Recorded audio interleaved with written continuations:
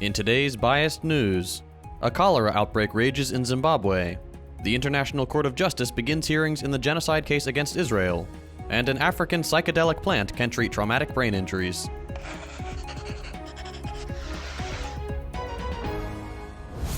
Starting Thursday, the International Court of Justice, or ICJ, will hold hearings on the case brought by South Africa in an 84-page filing accusing the Israeli apartheid regime of genocide in its so-called War in Gaza in accordance with the 1948 Genocide Convention. South Africa is not alone in bringing the case, and are joined by Turkey, Jordan, Bolivia, the Maldives, Namibia, and the Organization of Islamic Countries, a 57-member bloc, which includes Saudi Arabia, Iran, Pakistan, and Morocco. While the case against Israel is strong, it's been made clear over the last 3 months that the authority of international law may not actually have much sway due to the world's military hegemon, the United States, supporting Israel's genocide. Recent rhetorical shifts aside, the US's actions in the UN Security Council and the Biden administration's adamance in supporting Israel militarily raise serious questions as to whether a ruling by the ICJ will carry any weight. Israel is reportedly taking the case seriously, but plans to bring along a Holocaust survivor to the hearings in a feeble and cynical attempt to bolster their defense. It's unclear how Israel would react to a ruling from the ICJ that they are indeed guilty of genocide against the Palestinians. Obviously, such a ruling should be grounds for a complete cessation of all military operations in and around Gaza, including the blockade of desperately needed humanitarian aid. However, Netanyahu and the rest of the fascists in the Israeli regime have been very clear in their desire to cleanse Gaza of Palestinians in order to allow Israelis to settle in Gaza. The evidence against Israel is overwhelming, and aspects of their conduct are far more extreme than those found in other acts the ICJ have ruled to be genocide, including those in Colombia where the death toll was less than 10,000. Actions by Israel check all the boxes for the ICJ's definition. The slaughter of nearly 24,000 people, mostly women and children. The purposeful reduction of quality of life, the blocking of medical and humanitarian aid, the targeting of hospitals and places of worship, and countless other crimes. The evidence is as clear as it gets, and the ICJ cannot reasonably deliver any verdict but guilty. Whether pressure from the United States will allow that verdict remains to be seen. Regardless of the outcome of the hearings, history will remember Israel as one of the greatest evils of our time.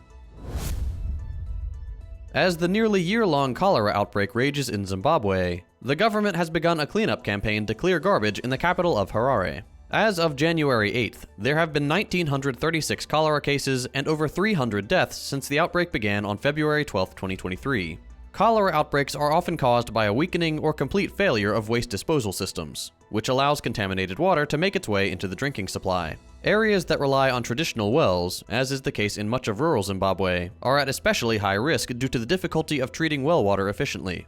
According to state media, the government's garbage cleanup effort has already cleared over 200 metric tons of garbage from many of the high-density suburbs as of Monday. Thankfully, the recovery rate for cholera patients remains high, and now stands at 96%.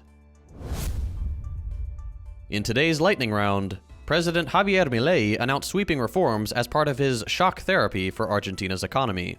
The massive bill contains over 300 new measures. 3 of them in particular will have a devastating impact on the working class: the elimination of price controls on prepaid healthcare plans, the repealing of the rent law that limits price increases, and the repealing of the supply law that allows the government to set minimum and maximum prices and profit margins for goods and services of private companies.